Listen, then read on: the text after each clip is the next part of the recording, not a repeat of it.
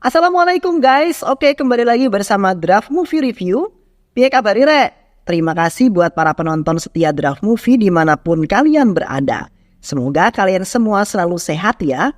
Kali ini Draft Movie sudah merangkum sebuah film yang berjudul Tupaki. Bagaimana keseruan filmnya? Nah ini dia alur ceritanya.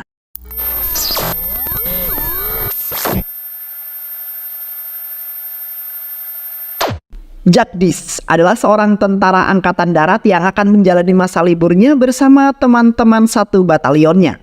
Keluarganya sudah menunggu di stasiun Najun Jagdish. Para tentara tiba di stasiun dengan disambut oleh keluarga masing-masing. Keluarga Jagdish berteriak memanggil agar Jagdish mengetahui keberadaan mereka, lalu menghampirinya. Di dalam mobil ayahnya meminta sopir untuk putar balik karena ayahnya sudah berjanji akan mengenalkan seorang gadis yang bernama Nisha untuk dijadikan seorang istri bagi Jagdish. Tentu Jagdish menolak karena dia dalam keadaan yang jauh dari kata oke. Dia ingin pulang dahulu untuk mandi dan berganti baju tentunya supaya agak fresh gitu kan. Sampai di rumah Swita yang dimaksud, para bibi dari Nisha terkejut melihat penampilan Jagdish yang berantakan. Pertemuan pertama yang terkesan buruk, Nisha menilai penampilan Jagdish sangat berantakan, tidak memperhatikan kebersihan walaupun tampan, sedangkan Jagdish mulai menilai Nisha adalah gadis yang penurut, pemalu, dia kurang menyukai gadis yang seperti itu. Dia kemudian menginginkan gadis yang berkarakter kuat dan modis tentunya. Walaupun dalam acara tersebut mereka selalu tersenyum. Dalam perjalanan pulang, Jagdish meminta nomor telepon keluarga Nisha. Berbicara dengan paman Nisha, dia mengatakan jika mereka memiliki selera yang berbeda dan Jagdish berharap suatu saat nanti Nisha akan bertemu dengan orang yang lebih baik dari dirinya. Ya, dia menolak perjodohan dengan Nisha tentunya. Nisha marah pada pamannya dan juga merasa harga dirinya terhina dengan penolakan Jagdish. Namun, suatu hari Jagdish yang sedang pergi dengan temannya bernama Balaji, seorang kepala polisi, ke sebuah arena tinju. Jagdish dibuat tercengang dengan adanya Nisha di ring tinju. Ternyata Nisha tidak sesimpel yang dia kira. Jagdish mulai menyukai Nisha. Di lampu merah, Jagdish yang sedang mengendarai motor milik Balaji melihat Nisha di dalam bajai, melakukan hal yang membuat Nisha kesal. Melalui spion, Jagdish mencium bayangan Nisha yang ada di spion. Nisha anggap itu adalah sebuah pelecehan. Akhirnya turun dari bajai dan menabraknya di tengah jalan. Jagdish berkelit dia bisa melakukan apapun dengan kaca spion motornya. Bahkan dia menghancurkan spion yang satunya. Balaji shock melihat motornya dirusak. Nisha terus saja memarahi Jagdish tanpa henti lalu mengatakan akan membunuhnya hingga temannya melerai dan mengajak Nisha naik ke bajai. Karena lampu merah akan berakhir. Di dalam bis terjadi peristiwa pencopetan. Jagdish mengatakan jika mereka adalah polisi dan akan membantu menyelesaikan kasus ini. Mereka membagi tugas untuk memeriksa penumpang. Bis diberhentikan, Balaji bertugas di pintu depan sedangkan Jagdish di pintu belakang. Penumpang yang turun diperiksa satu persatu. Kondektur diminta untuk memeriksa bangku penumpang, namun saat pencopetnya tertangkap, ada seorang penumpang yang justru melarikan diri dan itu membuat Jagdish curiga dan memutuskan mengejar orang tersebut. Hingga saat orang yang dikejar berhenti karena tertabrak bajai. Jagdish menanyakan kenapa dia berlari sambil orang tersebut melihat ke arah bis. Tiba-tiba saja bis yang di dalam masih terdapat anak sekolah meledak. Tersadar dari syoknya, Jagdish kembali mengejar orang tadi dan berhasil menangkapnya.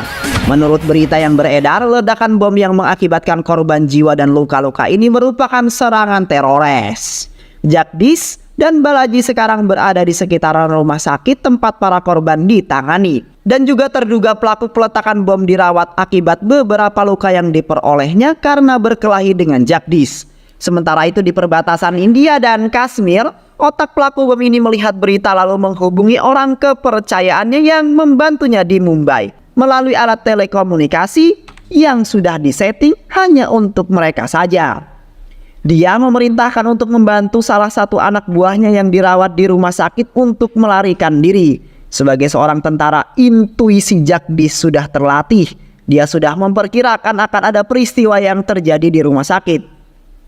Usaha melarikan diri berhasil setelah membunuh dokter yang bertugas, namun tidak lama saat terdengar suara tembakan, semua orang berlari ke arah sumber suara. Namun Jagdish yang melihat pelaku berusaha keluar dari rumah sakit, Jagdish mencegatnya di jalan sekitar rumah sakit. Bahkan berlari berdampingan. Tidak sulit buat Jagdish untuk menangkapnya, namun dia tidak ingin menyerahkan pelaku itu ke polisi. Ternyata Jagdish adalah anggota militer khusus yang tergabung DIA. Polisi yang mendatangi rumah orang tua Jagdish, mereka akan melakukan penjagaan karena menurut mereka Jagdish akan dijadikan target karena sudah membantu menahan pelaku yang kini melarikan diri. Ternyata Jagdish menahan pelaku itu di rumahnya tanpa ada yang tahu. Dia menginterogasi pelaku dengan memotong salah satu jari untuk mengetahui siapa yang sudah membantunya melarikan diri dari RS. Pelaku yang kesakitan hanya bisa berteriak, tertahan karena mulutnya dilakban. Satu jari putus dan akan dilanjutkan ke jari yang kedua. Tidak bisa menahan rasa sakit, akhirnya pelaku memberitahu siapa yang membantu melarikan diri, yaitu seorang polisi yang bernama Basekar. Jagdish mendatangi rumah Basekar namun ditolak dengan alasan sudah larut, hingga dia menunjukkan foto pelaku yang ditahannya.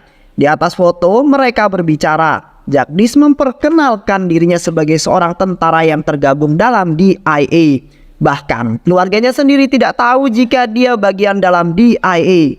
Jagdish sengaja memberitahukan diri pada Basekar agar tidak penasaran, karena pilihan yang akan diberikan padanya akan membawa rahasianya sampai ke liang lahat. Jagdish mengeluarkan dua soft gun. Satu adalah rakitan dan satu lagi miliknya yang resmi. Dia memberikan dua option. Pertama, menembak dirinya sendiri dan keluarganya tetap akan mendapatkan santunan atau Jagdish yang menembaknya. Keluarganya tidak akan mendapatkan apa-apa. Namanya akan rusak karena telah membantu pelaku peledakan bis, dan keluarganya akan hidup dengan sanksi sosial seumur hidupnya. Dia akan membuat anak Basekar menjadi pengemis dan membuat istrinya menjual diri di jalanan. Menembak dirinya sendiri adalah pilihan terbaik. Setelah itu dengan lincah Jagdish kemudian menuruni bangunan gedung dengan melompat balkon yang ada. Kembali ke rumah, Jagdish yang teringat tas yang dibawa pelaku, memeriksa semua isinya dan menemukan sebuah kertas yang berisi tanda bulatan merah. Berpikir sejenak, dia membuat nomor yang kemudian saling dihubungkan sesuai dengan nomor yang dibuatnya. Membuka peta India di laptopnya. Ternyata itu adalah sebuah tempat-tempat yang ada di India. Bertanya kapan mereka akan melakukan serangan yang selanjutnya? Jawabannya adalah tanggal 27 Desember. Ternyata mereka berencana meledakkan bom di beberapa tempat yang telah ditentukan secara bersamaan pada tepat di tanggal 27 Desember. Jagdish mulai menyusun rencana sambil bermain Rubik. Saat pulang dari pesta, Nisha melihat Jagdish sedang berada di lapangan, kemudian dia menghampirinya.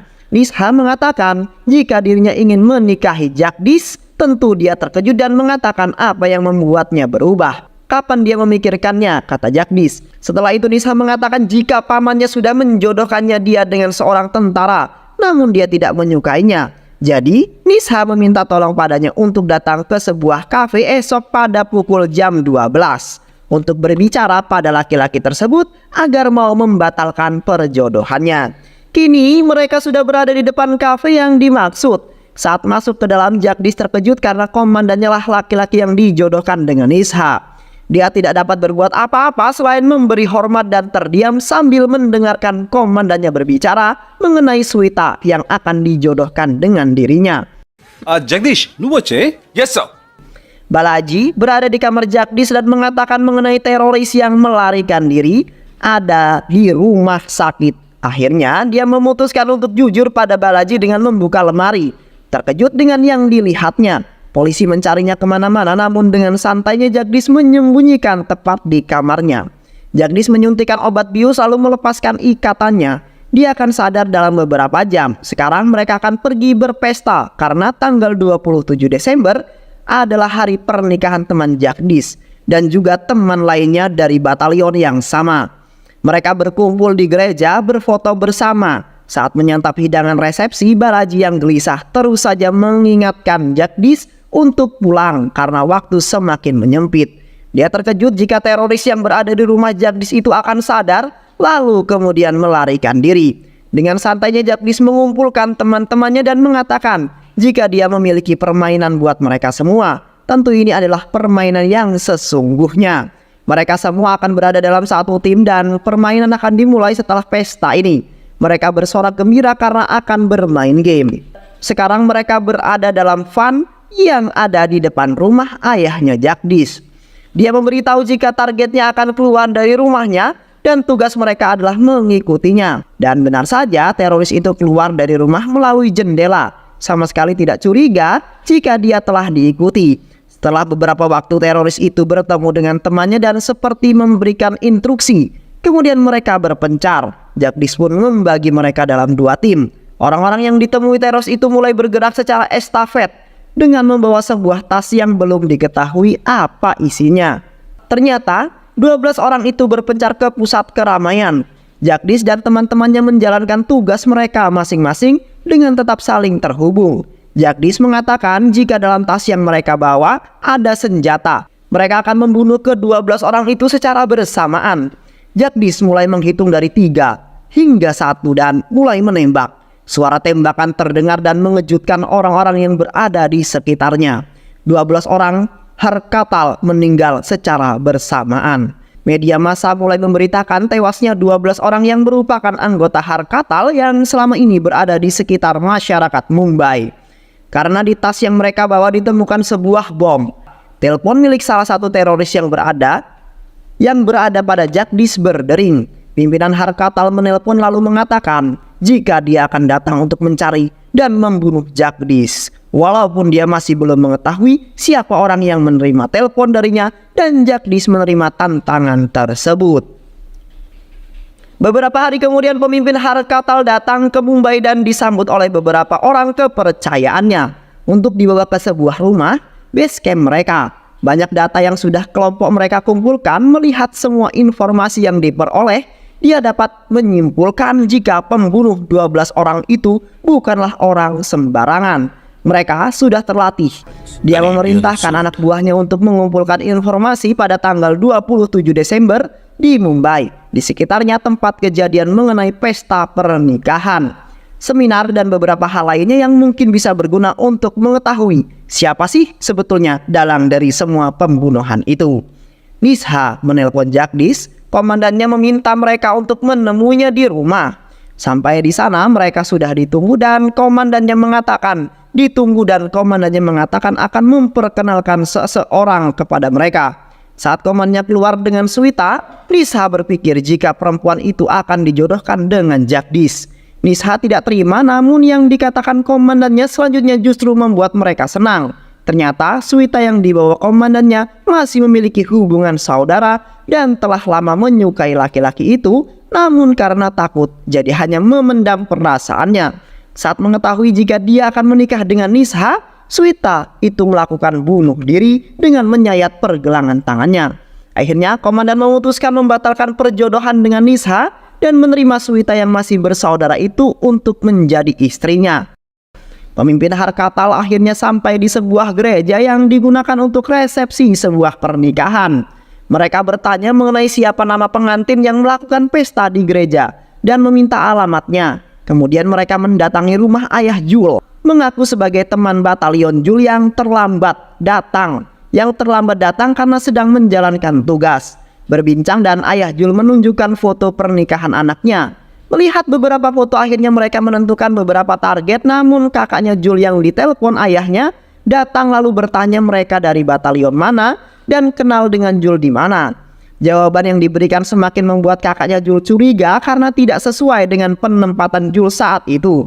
Akhirnya mereka membunuh kakak, ayah, dan terakhir ibunya Jul yang duduk di kursi roda.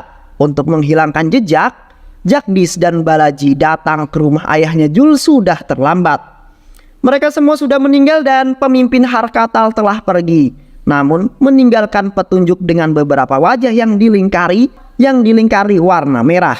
Jagdish paham lalu memberitahukan kepada teman-temannya. Hingga beberapa hari teman-temannya dalam keadaan aman, namun adik keponakan mereka yang menjadi korban penculikan.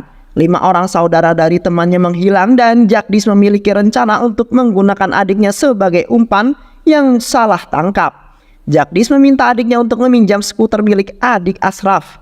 Balaji menganggap Jagdish sudah gila karena akan menggunakan adiknya sebagai umpan. Namun dia tidak akan maju jika tidak memiliki rencana yang matang. Benar saja, ketika berada di lampu merah, adiknya Jagdish hilang dari atas skuter yang dipinjamnya.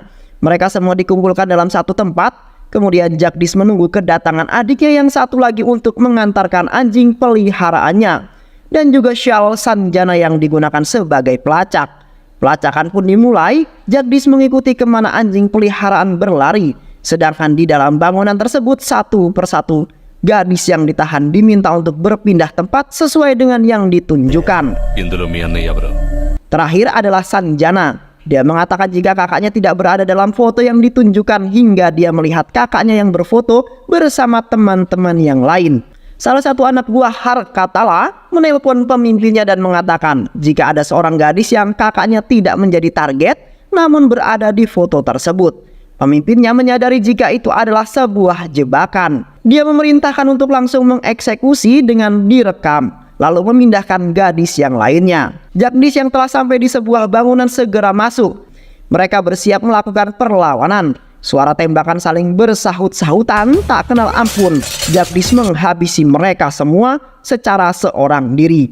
Para gadis berhasil diselamatkan. Kini Sanjana berada di mobil bersama Jagdish dan dia memukul kakaknya karena kesal dirinya dijadikan umpan tanpa sepengetahuannya. Media massa kemudian memberitakan mengenai penemuan mayat seorang pria dengan kondisi jari yang terpotong. Dia adalah Asif Ali, seorang teroris yang tertangkap oleh Jagdish. Orang di belakang layar dari teroris ini memberikan pandangan pada pemimpinnya mengenai Ashraf yang dibunuh karena dia tidak mendapatkan informasi apapun dari Asif. Salah satu dari orang-orang yang ada di foto ini adalah pelakunya.